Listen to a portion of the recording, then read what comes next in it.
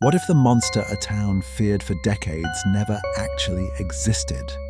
What if the real horror was hidden behind locked doors and buried secrets? In the quiet coastal town of Edenton, North Carolina, people whispered about a faceless figure known only as the Watcher. For years, children had disappeared, leaving behind grieving families and unanswered questions. No one had ever seen the figure clearly, but everyone feared it. In the summer of 1958, a curious 12-year-old girl named Sarah Thompson unknowingly stepped into the center of that mystery. Sarah loved exploring the historic streets of Edenton and listening to the stories older residents told about the past. Again and again, she heard the same warning. Stay away from the abandoned asylum on the edge of town.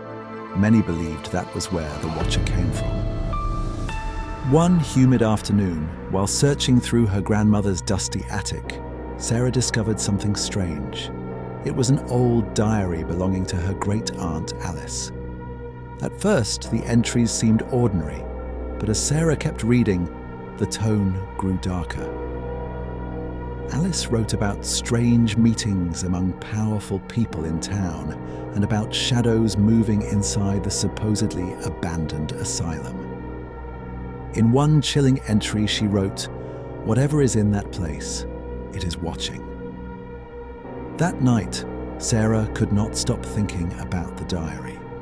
If Alice believed the asylum held secrets, maybe it still did. Armed with only a flashlight and her curiosity, Sarah walked toward the abandoned building as evening fell. The asylum loomed over the trees like a giant shadow. Broken windows stared down like empty eyes. Inside, the air smelled of dust and decay. Long hallways stretched into darkness, lined with faded photographs of former patients. As Sarah moved deeper into the building, one photograph caught her attention. Among the group of patients stood her great-aunt Alice, smiling, but behind them was a strange, dark shape. A shadow that did not belong to anyone in the picture. Then Sarah found a locked door at the end of a hallway. With a hard push, it slowly creaked open. Inside was a hidden room. The walls were covered with children's drawings. Every drawing showed the same tall, shadowy figure watching from a distance. In the center of the room sat a table covered with old toys, ribbons, and a worn teddy bear with one missing eye. These were not random objects. They were belongings of the missing children. Suddenly, Sarah felt a hand on her shoulder. She turned to see an elderly man standing behind her.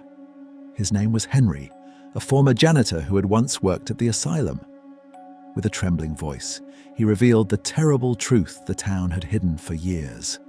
The asylum had not been a place of healing.